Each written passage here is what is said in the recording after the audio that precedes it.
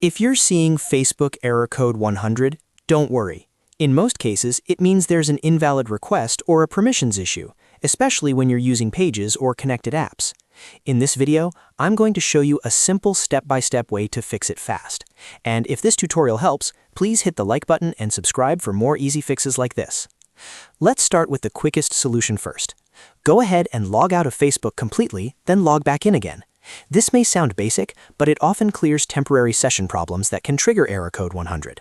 If you are already logged in for a long time, refreshing your session can make a big difference. Next, check your internet connection.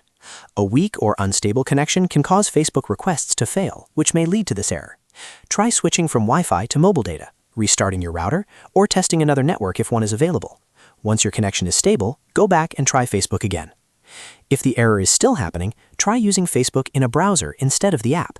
Sometimes the app has a temporary glitch, but the browser version works normally. Open Chrome, Safari, Edge, or another browser you prefer. Then sign into Facebook and repeat the action that caused the error. If it works in the browser, the issue may be specific to the app.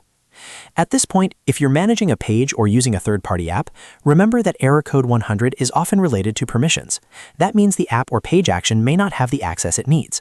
So if you recently changed passwords, removed permissions, or updated account settings, that could also be part of the problem.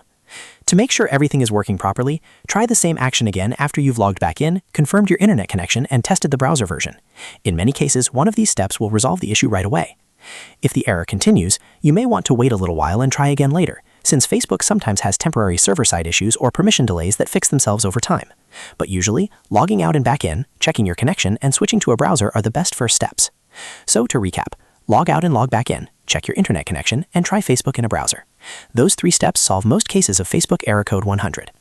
If this video helped you fix the issue, please give it a thumbs up and subscribe for more Facebook and tech troubleshooting tutorials. Thanks for watching, and I'll see you in the next one.